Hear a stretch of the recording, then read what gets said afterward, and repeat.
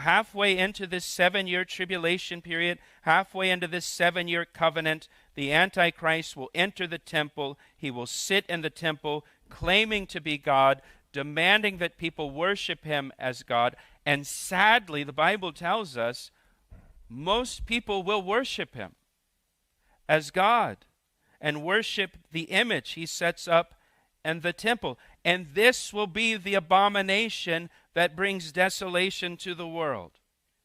This will be the final straw for God.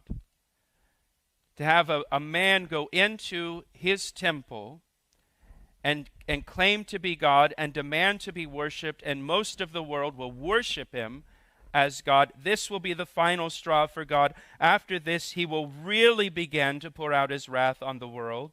Look down at verse 21. For then there will be great tribulation, such has not been since the beginning of the world until this time, no, nor ever shall be. Now, the entire 7 years is a time of tribulation, but the second half is known as the Great Tribulation. After this event, the abomination of desolation, God will really, really begin to pour out his wrath upon the earth. It will be like nothing that has ever happened on the earth before in all of history.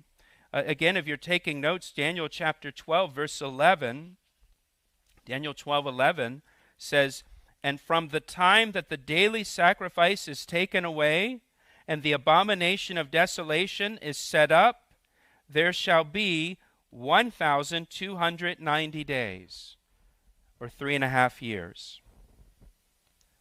So it gives us the day. So once the abomination of desolation is set up in the temple, the clock starts ticking. And it's 3.5 years until the return of Jesus Christ. Have I thoroughly confused all of you at this point? Maybe a little bit. So now look at verse 16. Then let those who are in Judea flee to the mountains. So Jesus is giving instructions to the Jewish people here, living in Israel at that time during the tribulation.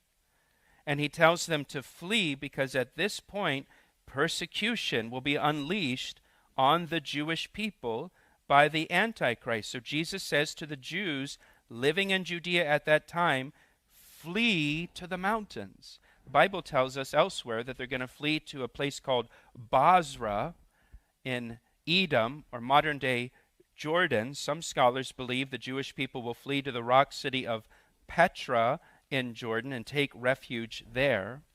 Isaiah 63:1 tells us that when the Messiah returns, he returns first to Basra before going to Jerusalem.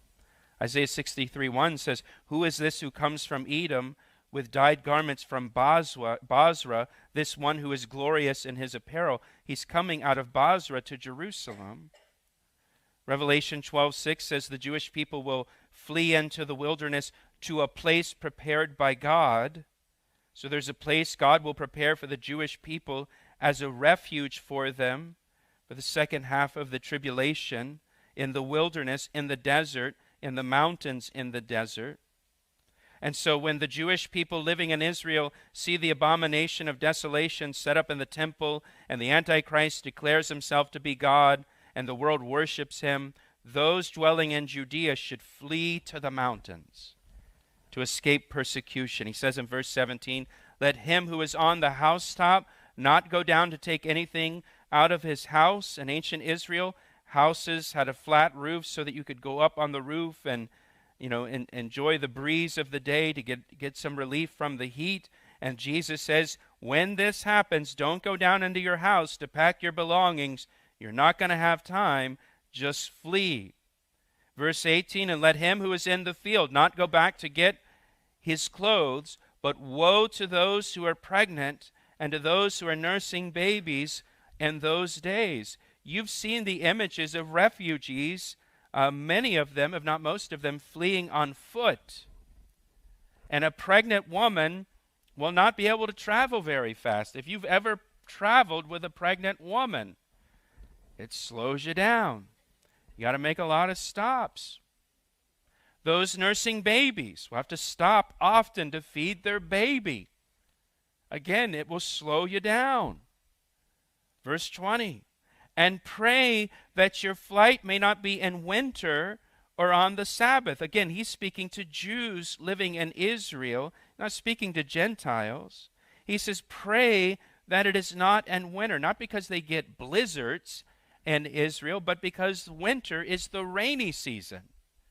And the rainy season brings flash flooding in the wilderness, in the desert area. Roads get washed out.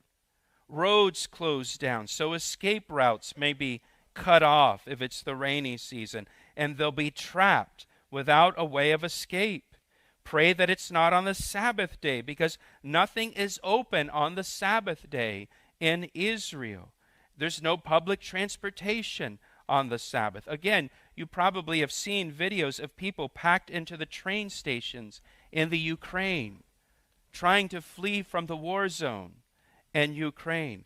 On the Sabbath, no businesses are open, no trains are running, no buses are running. The people will not be able to get out of the cities except on foot if it's the Sabbath day.